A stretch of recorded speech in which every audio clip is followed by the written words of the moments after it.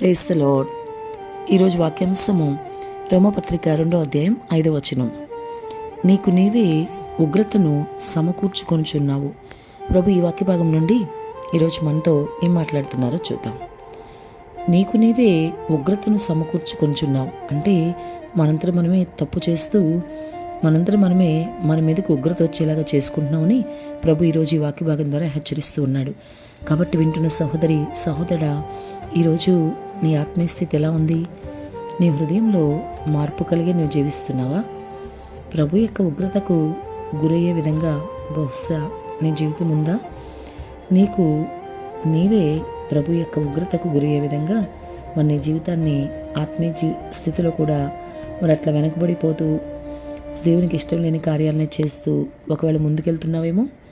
అసలు నీవు వాక్యానుసారంగానే జీవిస్తున్నావా? ఇటువంటి అనేక ప్రశ్నలు ప్రభు ఈరోజు నిన్ను అడిగితే నీ దగ్గర సమాధానం ఏంటి?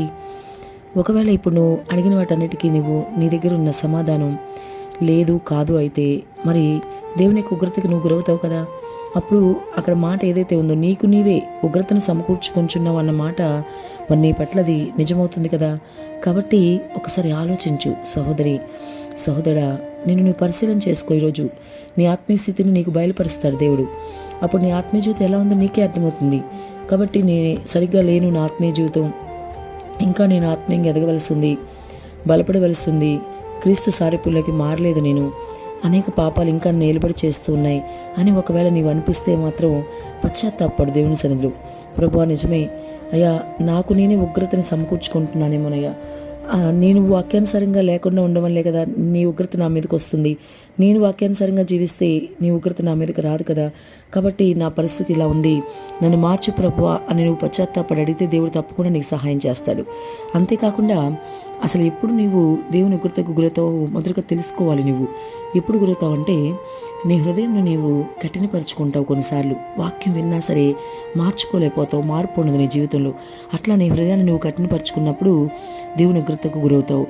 ఇంకా కఠినపరుచుకుని పాపను చేస్తూ ఉన్నప్పుడు, అలాగే మరి నీ హృదయంలో మార్పు లేనప్పుడు ఎంత చెప్పినా సరే మరి పదే పదే ఒకే పాపం చేస్తూ ఆ పాపం నుండి బయటకు రాలేకపోయినప్పుడు, వాక్య వ్యతిరేకమైన పనులే మాటిమాటికి నీ జీవితంలో జరుగుతున్నప్పుడు, ప్రభు యొక్క గాయాన్ని నువ్వు మాటిమాటికి రేపుతూ ఉండే వ్యక్తిగా ఉన్నప్పుడు, ఇలాంటి ప్రతి సమయంలో కూడా మరి నీ ప్రభు యొక్క ఉగ్రతకు నీవు గురవుతావు.